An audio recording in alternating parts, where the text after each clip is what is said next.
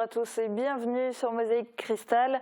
Avant de passer au sport, place à l'actu, voici les titres du JT. Inauguration officielle de la place de Noël du Beacherland. Les visiteurs et spectateurs ont déjà pu profiter depuis plusieurs jours des animations, spectacles et illuminations qui vont se poursuivre jusqu'au 23 décembre. Les élus ont donné le coup d'envoi officiel des festivités samedi à Beach. Les entrepreneurs du BTP doivent faire face à la crise énergétique et à la hausse des coûts des matériaux. La rentabilité des entreprises est impactée. Réunis en assemblée générale, les entrepreneurs de l'arrondissement de Sarreguemines ont tiré la sonnette d'alarme. Et si c'était la solution pour pallier les déserts médicaux? Un GMSI a été créé depuis février 2020 à Folquemont et depuis août 2020 dans la commune de l'Hôpital. Le groupement médical de soins immédiats permet d'avoir un accès aux soins sans rendez-vous avec de nombreuses installations techniques pour effectuer des diagnostics. Effectuer 1000 km sur des machines de fitness, c'était le défi proposé par Cora et les sapeurs-pompiers de Sarreguemines pour réunir des fonds au profit du Téléthon. Samedi, la cafétéria de Cora Sarreguemines était transformée en salle de sport pour la bonne cause. Et côté sport, le programme est chargé de victoires, David. Oui, Julia, les clubs locaux ont brillé ce week-end. On commencera par la lutte, mais il y aura aussi la natation, foot, handball et VTT. Et on terminera l'émission avec le badminton et le tennis de table. Eh ben, tu vas nous détailler tout ça en images dans quelques minutes. Pour le moment, c'est Noël, en particulier dans le Pays de Beach. Cette année, les événements autour de Noël y sont nombreux et variés. Samedi a été officiellement inauguré à l'Office de tourisme du Pays de Beach la place de Noël du Beacherland, qui regroupe l'ensemble des événements liés à cette fête sur le territoire. Pendant quasiment un mois, tous les sens des visiteurs seront stimulés. Reportage d'Emilia Zell et Guillaume Dumonteil.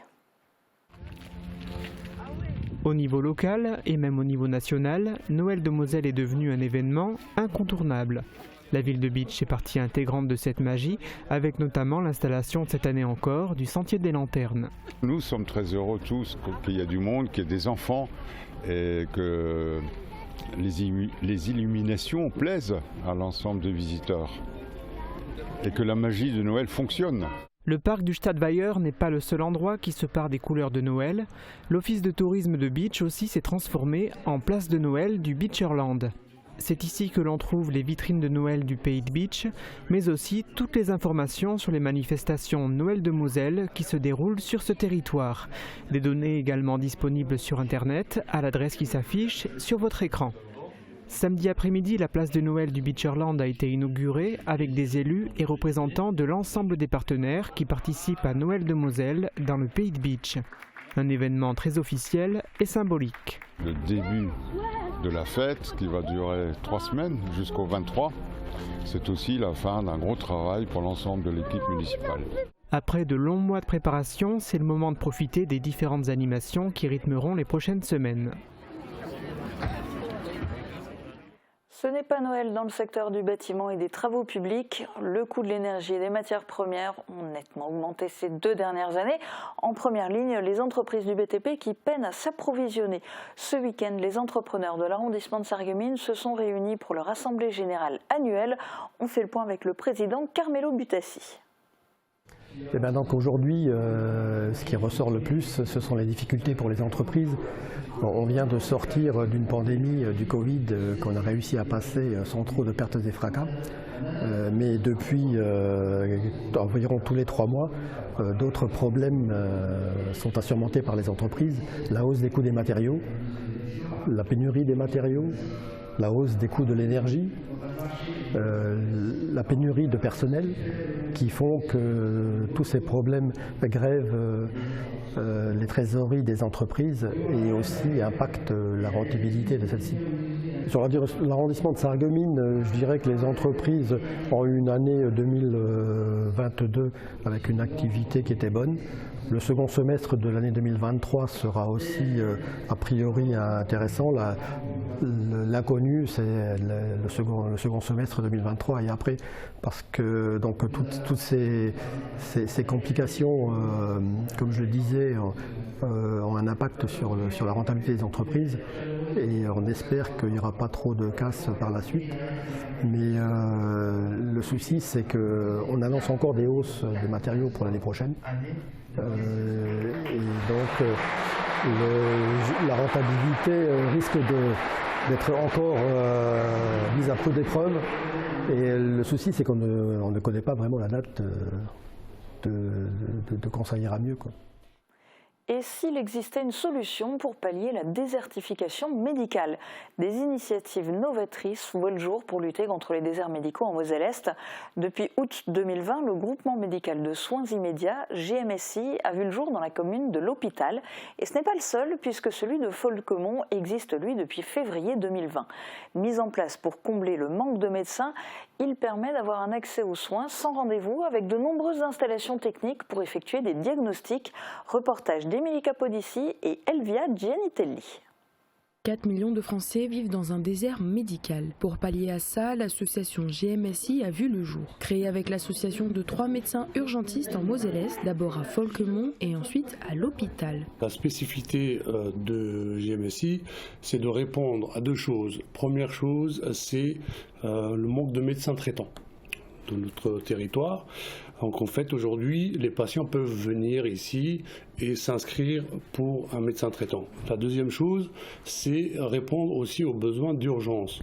Il faut bien préciser que ce n'est pas des urgences vitales. Aujourd'hui, nous avons 4 médecins qui consultent avec 3 infirmières salariées et les secrétaires médicales, puis un plateau technique.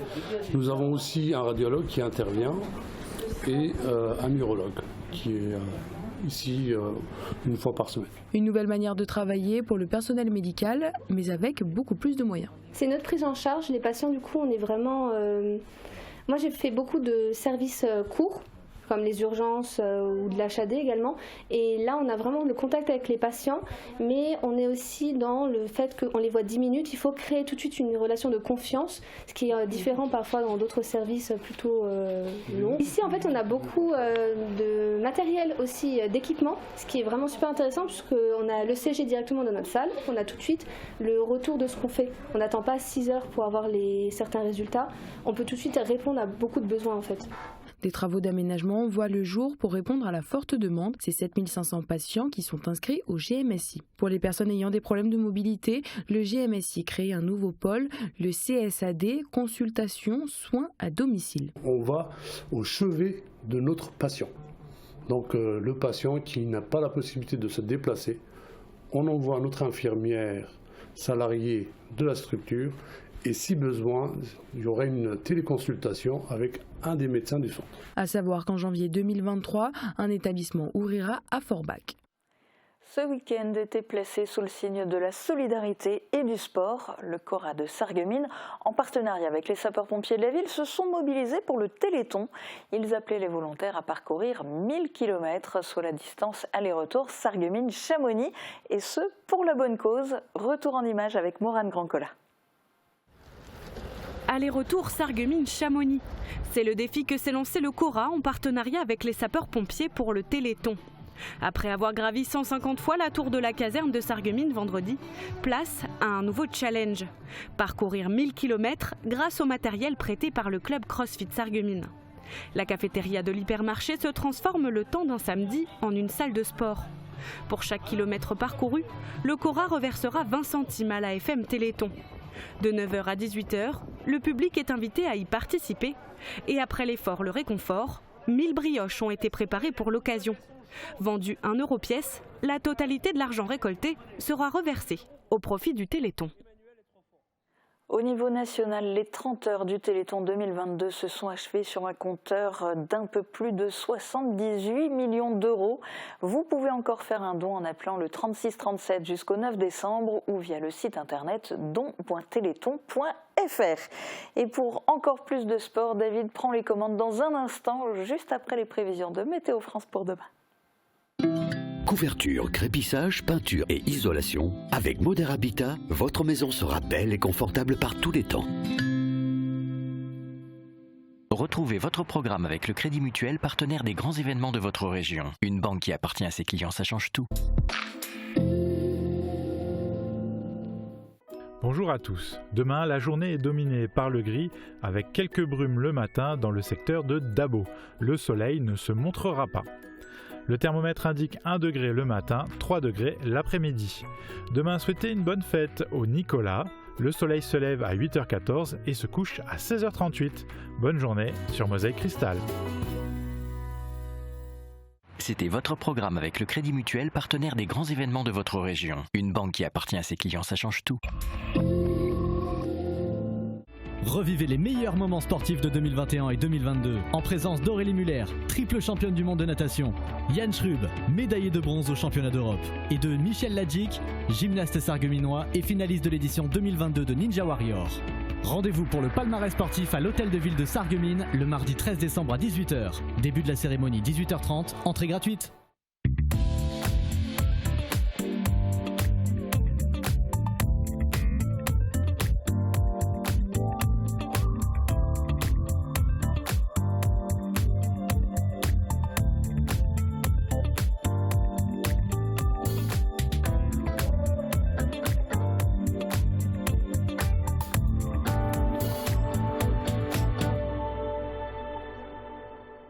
C'est bientôt les fêtes et je cherche un boucher. Vous avez une idée? Intermarché! Bon, d'accord. Et si j'ai besoin d'un bon poissonnier? Intermarché! Des fruits et des légumes bien frais? Intermarché! Et le pain pour les toasts de mes invités? Intermarché! Bref, pour les fêtes, où je dois aller?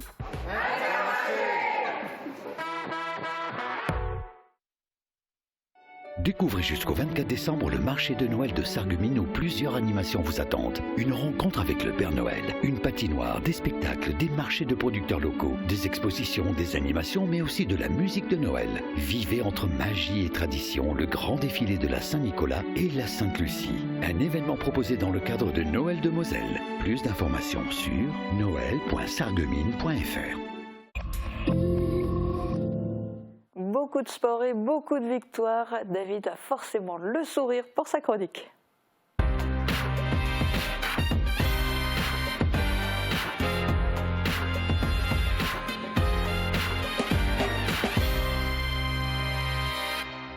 Une victoire presque synonyme de titre. L'AS Sarreguemines Lutte a remporté la 4e journée des championnats de France par équipe.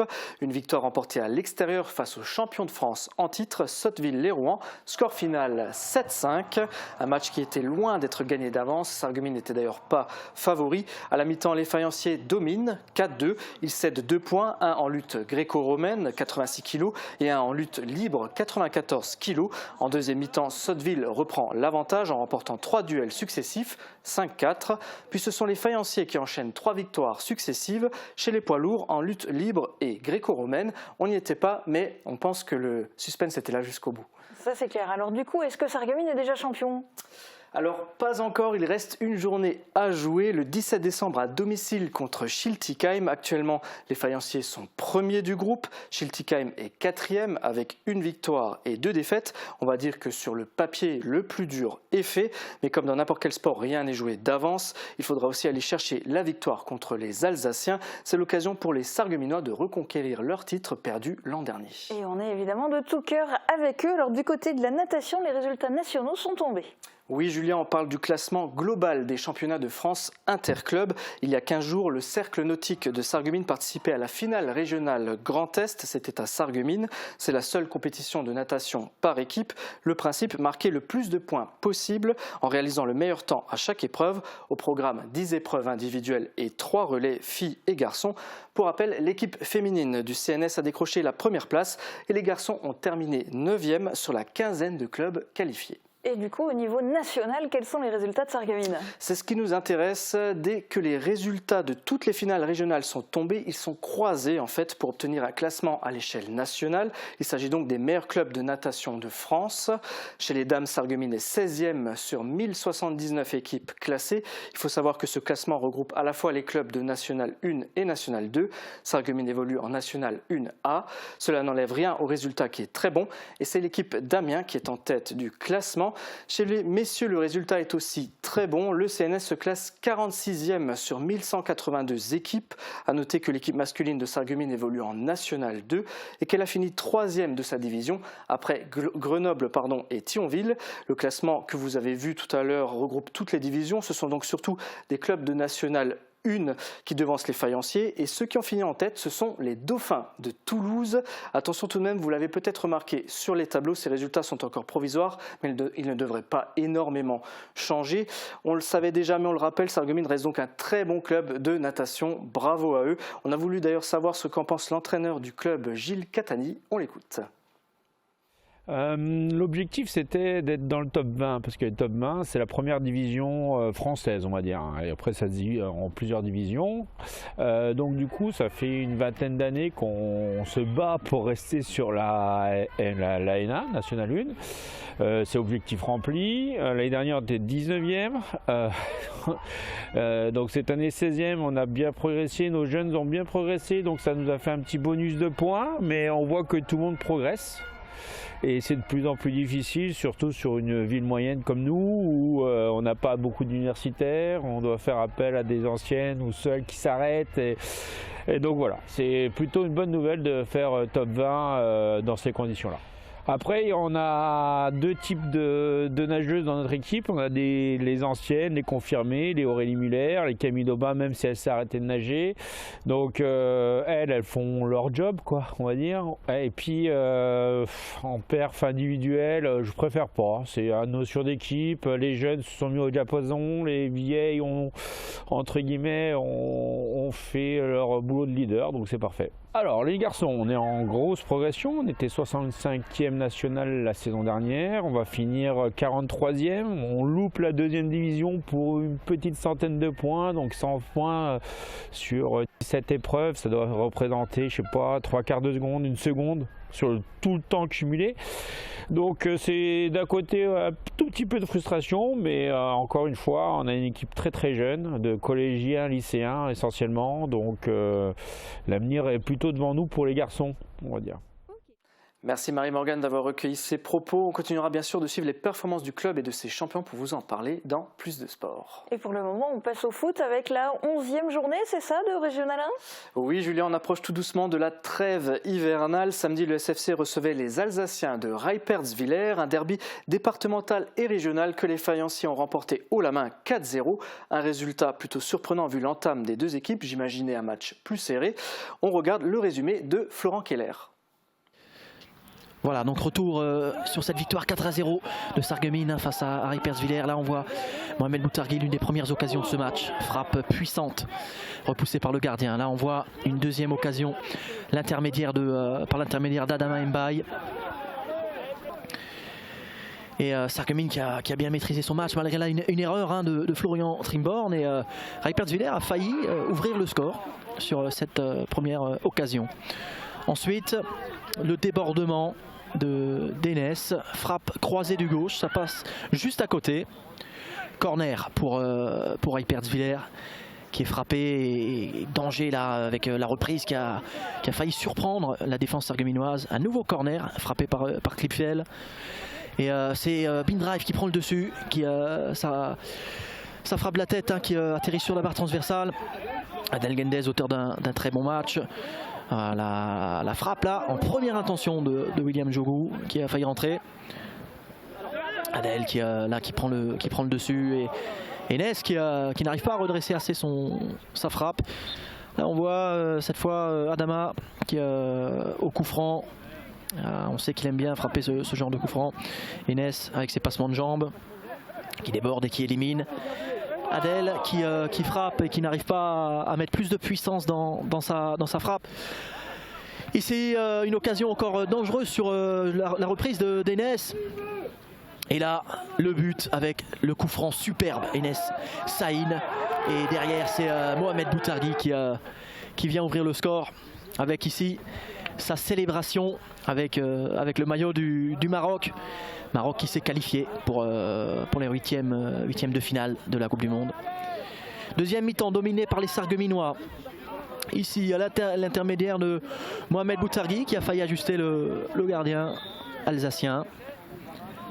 Grosse domination sur cette deuxième période. Adama, auteur d'un très gros match. Enes qui passement de jambes, la frappe, et c'est Adel qui reprend derrière. Et ce but avait été signalé hors jeu, il me semble.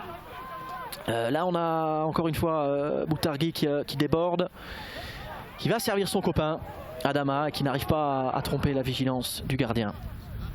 Romain Sabater à la touche qui sert Enes qui prend une nouvelle fois le dessus sur la défense.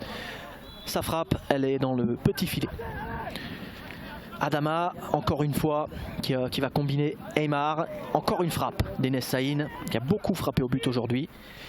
Adama qui, une nouvelle fois, prend le dessus. Et Enes, face au gardien, voilà, qui vient ajuster le gardien et la défense de Rijperdswiller. C'est voilà, la consécration d'un match abouti pour les Sarregueminois où la deuxième mi-temps surtout a été dominée avec vraiment beaucoup d'occasions. Stephenson qui gagne ce duel et Adama qui nous met un superbe but, pied gauche, récompensé de son travail. Voilà le Sarregueminois qui est en réussite. La petite célébration au passage. Encore une fois Adama à la baguette pour Enes. Revient avec Adama. Ça joue vite, ça combine. Frappe encore une fois sèche et dangereuse hein, pour Sarreguemines. Là, Mohamed Boutargui. Voilà, là, qui vient conclure ce match. Mohamed Boutargui, encore une fois passeur, puisque passe décisive pour Enes Saïn. Ça fait 4-0. Un résultat superbe pour les Sarregueminois qui viennent assurer un très gros coup au classement, puisque en gagnant ce match-là, vous prenez 3 points, vous prenez l'ascendant sur Rijperdswiller qui était donc juste derrière nous, avec un match de moins. Voilà, on va se donner rendez-vous la semaine prochaine pour l'ultime match avant la trêve. Ce sera contre le bassin piennois. Voilà. Et merci Florent pour ce résumé. Une nouvelle victoire qui réchauffe le cœur des faïenciers. On écoute l'homme du match, Adama Mbaye. On est de retour avec les acteurs de cette rencontre. Grosse victoire aujourd'hui de Sarreguemines 4-0. On est avec Adama que vous découvrez sur cette saison, qui est un des nouveaux visages. Bravo Adama pour ta prestation. Merci, alors merci. Tout de suite après le match, quel est ton ressenti après ce résultat et après ce match? Franchement, on a fait un match cohérent dans l'ensemble. On était bon défensivement. Et après, on a su convertir les occasions. Tu as failli marquer plusieurs buts, d'ailleurs tu as été buteur. Est-ce qu'on sent vraiment que maintenant cette équipe de Sarreguemines a changé de visage depuis quelques semaines et est vraiment sur une pente très positive selon toi? Franchement, au début de saison, c'était un peu compliqué. On était un peu dans le bas, on a réussi à remonter la pente. On a réussi à remonter la pente et là, sur les derniers matchs, on sent que le travail paye. La confiance, elle a tourné. On sent aussi là que tu joues avec tes copains, hein, avec qui tu jouais depuis longtemps. C'est ça. Ton ancien coach, Jamel Ferjani, on salue son travail. Il a su vous mettre dans les conditions pour faire ce genre de prestations, parce qu'aujourd'hui, vous êtes tombé face à une grosse équipe qui a réalisé une bonne première mi-temps. Selon toi, qu'est-ce qui a fait la différence? On savait que ça allait être un match compliqué, que dans l'impact, comme on est plus une équipe jeune, ils ont plus des joueurs d'expérience. Donc on s'attendait à un match difficile, plus dans l'agressivité. On a su répondre présent et comme on a dit devant, l'efficacité à payer. Ok, super Adama, je vais te laisser partir sans plus attendre parce qu'il fait très froid. Et franchement, cette victoire est dédiée à la femme de Rudy et à sa mère. C'est très gentil Adama, merci. Voilà, on regarde les résultats du groupe. Thionville l'emporte face au bassin piennois 3-0. Victoire également pour l'APM Metz face à Vendeuvre 3-2. Match nul entre Sarrebourg et la baie d'Épinal 0-0. Et nul également entre Gandrange et Forbach 1-1. Voici le classement. Grâce à sa victoire, le SFC gagne une place et est 4e du groupe avec 17 points. Thionville reste leader avec 24 points, suivi d'Aubert-Moderne avec 18 points. Forbach est 5e avec 16 points et Rijperdswiller perd 3 places et passe 9e avec 14 points. Mais les Alsaciens ont encore un match en retard. Prochain match pour le SFC samedi à l'extérieur contre le bassin piennois, le dernier avant la trêve. Et on reviendra sur ce match évidemment la semaine prochaine. Et pour le moment, on passe à la R2 avec l'AES. Oui, hier, les Beachliners se sont déplacés à Oberlotterbach pour leur 10e journée de championnat. Un match contre le leader du groupe qui s'est soldé par une défaite de l'AES 2-0. Le début de saison est plutôt difficile pour Aaron Schmidwiller qui totalise 3 victoires, 2 nuls et 5 défaites. On regarde les résultats de leur groupe. Sur les 7 rencontres prévues, 2 matchs ont été remis. La baie de Sarre-Union s'est inclinée face à Schweighouse 1-0 et victoire écrasante de la réserve de Haguenau contre Drolingen 6-0. On passe au classement. Avec cette défaite, l'AES perd une place et est 9e avec 11 points. Oberlotterbach est toujours en tête avec 23 points, suivi d'Avenir avec 18 points. Les réserves de Haguenau et de Sarre-Union se suivent, 3e et 4e avec 17 et 15 points. Haguenau a un match en moins. Prochain rendez-vous de l'AES ce dimanche à domicile contre la baie de Sarre-Union. Et après le foot, place au hand ? Oui, pour la 6e journée de championnat régional honneur masculin, le CO Sarralbe jouait à domicile ce week-end et recevait l'un des leaders du groupe, le P2H alias PIO Handball, un club qui regroupe Erserange, Lexie et Longwy. Retour sur la rencontre dans ce reportage de Morane Grandcola. 40-35, c'est une victoire pour le CO Sarralbe Handball. Pour cette 6e journée de championnat honneur masculin, les Sarralbigeois se sont imposés tout au long de la rencontre face au PIO, malgré quelques difficultés. C'était un gros match qu'on attendait depuis quelques temps. Et donc on avait un peu de pression. En face, ils viennent avec une équipe réduite parce que c'est une équipe réserve. Donc on ne sait pas trop comment le prendre. Au départ, on a du mal à commencer, on n'est pas dans le bon rythme, on confond vitesse et précipitation. Après, on arrive à se reconcentrer. En défense, on a toujours quelques lacunes. Et puis petit à petit, le fait d'être en surnombre fait qu'on arrive à les avoir sur le tard. Donc on fait une grosse deuxième mi-temps. Et derrière, la jeunesse, parce qu'on est l'équipe la plus jeune du championnat, permet d'arriver au bout devant avec un petit matelas, même si à la fin on perd quelques ballons bêtement. Voilà, mais c'est une histoire d'expérience. Donc c'est intéressant, même s'il y a encore des choses à travailler. Après cette victoire, Sarralbe se place en 4e position du classement de la poule 6 avec 14 points au compteur, derrière PIO, Folchwiller et Haguenau. On est content parce que c'est quand même une grosse équipe. On restait sur une défaite la semaine dernière. Après quelques semaines sans jouer, on a un gardien qui revient de blessure, un deuxième gardien qui fait peu d'entraînement. Donc ils arrivent à trouver leur rythme et ils nous aident quand même parce que la défense n'est pas là. Voilà, donc on est content, on reste sur un sentiment positif et on sait qu'on a des choses à travailler derrière. Nous, en fait, l'objectif c'est de pouvoir travailler sereinement, donc gagner suffisamment de matchs pour qu'après la deuxième partie du championnat nous permette de travailler et de construire un collectif pour être fort dans les prochaines années. Prochaine rencontre, le CO Sarralbe Handball affrontera l'équipe de Falck à l'extérieur samedi prochain.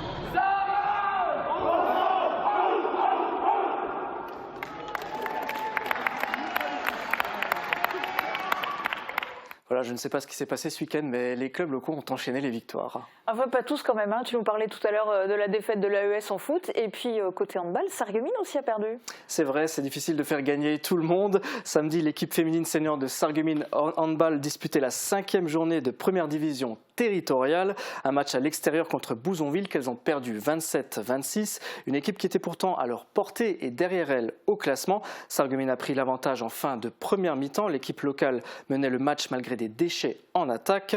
C'est sur les 10 dernières minutes que la tendance s'est inversée. Les Sarregueminoises ont laissé l'adversaire s'imposer sur le terrain et prendre l'avantage au score. Une défaite difficile donc à digérer. Au classement, les féminines passent à la 7e place sur 9. Elles auront l'occasion de se ressaisir dimanche à l'extérieur contre Château-Salins. Oui, une victoire avant les fêtes, ça serait la bienvenue, un petit cadeau de Noël en avance. Il y a une autre discipline encore que tu voulais aborder ?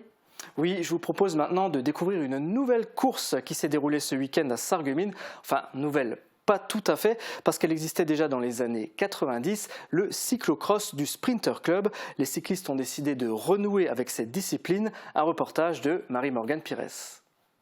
Ils sont plus habitués aux courses sur route, mais les cyclistes du Sprinter Club de Sarreguemines ont voulu ajouter une nouvelle corde à leur arc, le cyclocross. Une discipline désuète mais qui connaît un engouement depuis plusieurs années. notamment de la part des jeunes. C'est beaucoup plus ludique, c'est également beaucoup plus sécure, hein. On n'est pas sur la route, on est dans les sous-bois, on est dans les chemins. Et voilà, les jeunes prennent du plaisir à pratiquer cette discipline. Nous, ça nous permet aussi stratégiquement ensuite de les orienter doucement vers la route, puisque ça fait partie un petit peu du même esprit. Ça permet également de pratiquer notre discipline qu'est le cyclisme durant la période hivernale, donc c'est bien intéressant pour nous. Les cyclistes ont pris place aux abords de l'étang Beau Soleil. Le cyclocross demande beaucoup d'habileté et de maîtrise de son vélo pour affronter les difficultés et les obstacles du parcours. Pour cette première, 140 participants ont répondu présents, des U7 au master en passant par les élites. Ils avaient chacun un nombre de tours à effectuer selon leur catégorie. Le Sprinter Club annonce d'ores et déjà que cette course sera reconduite l'an prochain et devrait intégrer le Challenge Mosellan. Voilà donc une nouvelle compétition dans le paysage sportif sargueminois. Et côté compétition, ça se poursuit aussi pour le badminton. Oui, Julia, samedi, ce sera la 4e journée des championnats de France interclub de National 3. Sarreguemines accueille l'équipe 3 de l'ASPTT Strasbourg, un match qui s'annonce difficile pour le SBC. L'année dernière, les faïenciers se sont inclinés à 2 reprises face à cette équipe, 6-2 à l'aller et 5-3 au match retour. Actuellement, l'ASPTT Strasbourg est 3e de la poule. Sarreguemines est 5e sur 6 avec 1 victoire et 2 défaites. Le SBC vise le maintien et a besoin de points pour atteindre son objectif. La dernière rencontre du club, c'était le 12 novembre à domicile face à l'Entente Nord-Alsace avec une défaite douloureuse des faïenciers, 7-1. Il va donc falloir se relever pour cette avant-dernière journée de la phase aller et bien sûr, on y croit. Et on compte sur toi la semaine prochaine pour nous donner le résultat, pour revenir sur cette rencontre. En attendant, c'est l'heure du sport de la semaine que tu testes et c'est cette fois-ci un autre sport de raquette. Oui, cette semaine, je vous emmène à Rohrbach pour découvrir le tennis de table avec le club de Rohrbach-Binin, un club qui réunit toutes les générations. Il faut savoir que l'équipe Fagnon évolue au même niveau que l'AS Sarreguemines en régionale 1, mais dans une poule différente. Vous me direz, vous avez déjà tous pratiqué ce sport à l'école ou à la maison, d'accord, mais alors on parlera plutôt de ping-pong que de tennis de table. En tout cas, c'est ce qu'on m'a dit à Rohrbach. Je vous souhaite un bon visionnage et je vous dis à la semaine prochaine.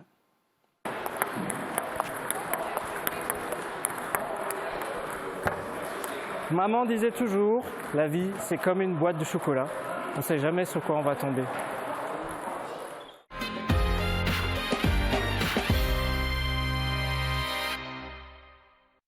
Et nous voilà au gymnase de Rohrbach, derrière nous du monde, du bruit. Je suis avec Christian, le président du club de tennis de table de Rohrbach-Binin.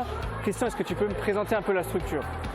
Tout à fait, on est un nouveau club sur Rohrbach, mais un ancien club parce que les origines ils viennent de Binin, où on a passé une trentaine d'années. Et depuis 2019, on s'est juridiquement attaché à la ville de Rohrbach pour ici financièrement parler et pour l'idée de rassembler plusieurs pour s'agrandir. Et justement, vous êtes combien? Là, on est à 67 licenciés actuels avec 3-4 dans le tiroir encore. Donc on ne va pas surgonfler l'effectif. À peu près 70? C'est ça, c'est ça. Proportion jeunes-seniors, ça donne quoi? C'est du 40-20. 40 de jeunes, 20... D'accord. Et au niveau sportif, vous évoluez au haut niveau ou... Disons, on a 5 équipes, mais la plus haute, elle évolue en G1, donc la plus haute régionale du Grand Est. Et on a une équipe de jeunes qui évolue déjà en G7. Et tout ça, c'est mixé avec des féminines. En tout cas, on peut voir ce soir qu'il y a de la vie à Rohrbach. Dis-moi, pour m'initier, vers qui il faut que j'aille voir? Pour aller voir, mais notre coach, qui était tout en bas, c'est Fabrice Oldenbourg, qui t'initie à... Voilà, on a un robot en plus où tu pourras regarder et lui te donnera les bases.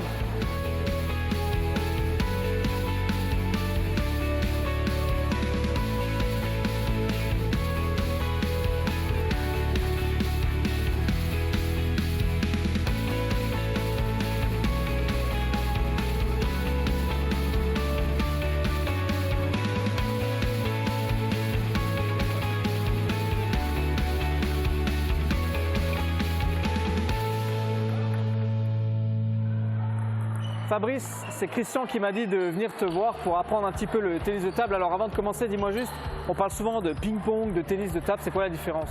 C'est simple, le ping-pong, c'est un terme beaucoup plus familial, c'est un sport qu'on fait à la maison, en famille. Le tennis de table, c'est beaucoup plus sportif, c'est de la compétition.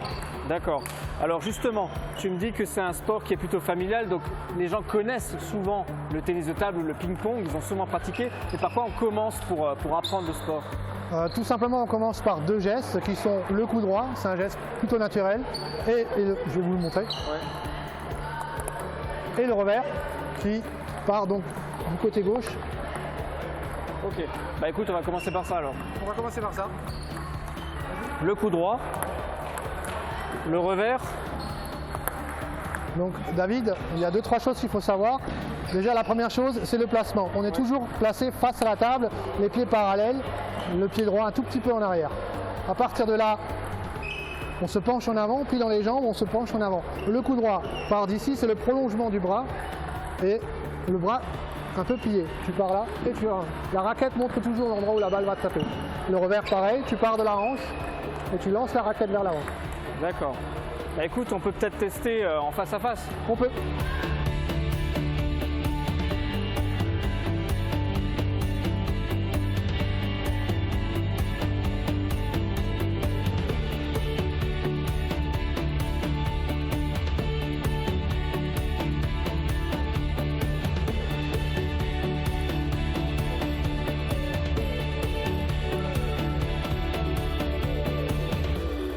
C'est loin d'être aussi évident qu'on pourrait le croire à la caméra, même si j'ai déjà pratiqué un petit peu de ping-pong dans le cadre privé. Ici, on apprend les techniques une par une et on essaie de les faire proprement. C'est pas facile en fait, hein, parce que je vois que l'inclinaison de la raquette, ça change complètement la trajectoire de la balle. En fin de compte, il y a l'inclinaison de la raquette, la position par rapport à la table, mais il y a une chose en plus qu'il faut savoir, c'est le déplacement qui reste très important. Donc, si tu es prêt à passer à la vitesse supérieure, je t'invite à aller plus loin. Écoute, on y va.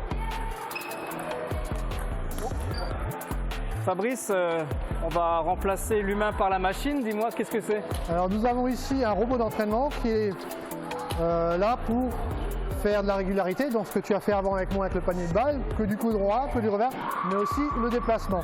Donc ça nous oblige de nous déplacer en pas chassé vers la droite ou vers la gauche pour reprendre la balle qui revient toujours au même endroit. Ok, bah écoute, on teste? On teste. T'es prêt? Allez, vas-y. T'es prêt à hancher? La première est toujours mauvaise. Allez, un coup droit, un revers. Allez. Hein?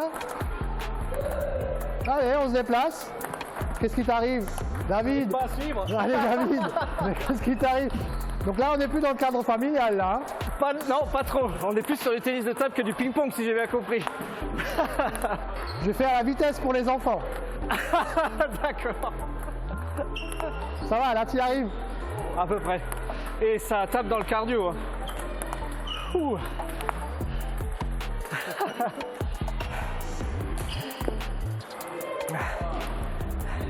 Bon, si on vous dit que le tennis de table ça ne fatigue pas, c'est des bêtises, hein. Je suis crevé.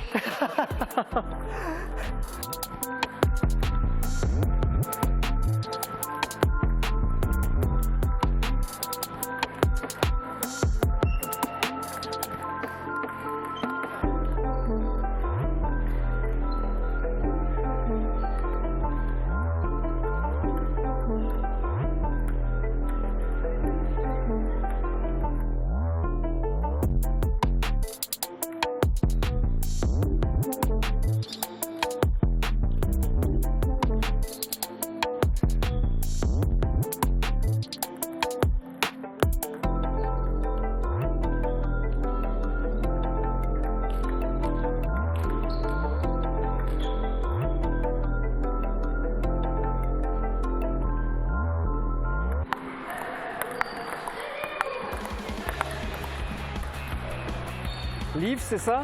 Oui, c'est ça. Dis-moi, depuis combien de temps tu fais du tennis de table? Ça va faire 3 ans, mais avec le Covid, j'ai pas fait énormément les 2 premières années.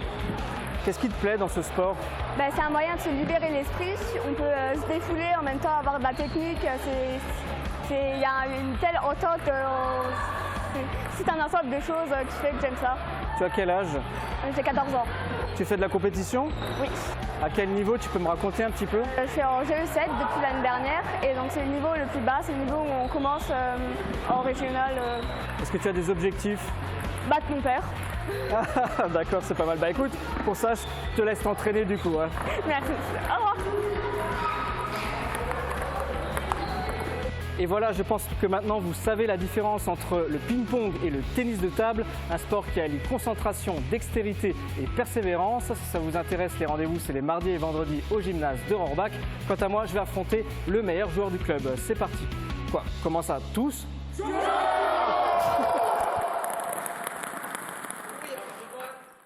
Et oui, vous ne direz plus jamais ping-pong, même sous une avalanche de balles.